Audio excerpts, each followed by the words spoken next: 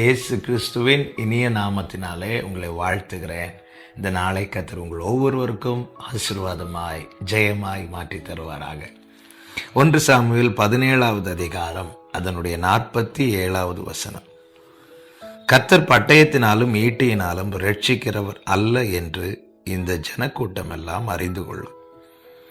யுத்தம் கர்த்தருடையது, அவர் உங்களை எங்கள் கையில் ஒப்பு கொடுப்பார் என்றார். கர்த்தருடைய பரிசுத்த நாமம் மகிமைப்படுவதாக. கோலியாத் பெலிஸ்தேர் கூட்டத்துக்கு விரோதமாக தாவீது சொன்ன அருமையான வார்த்தை. கர்த்தர் பட்டயத்தினாலும் ஈட்டினாலும் ரட்சிக்கிறவர் அல்ல என்று இந்த ஜன கூட்டம் எல்லாம் அறிந்து கொள்ளும். யுத்தம் கர்த்தருடையது, கர்த்தர் உங்களை எங்கள் கையிலே ஒப்பு கொடுப்பார். இந்த சம்பவம் நமக்கு நன்றாய் தெரியும்.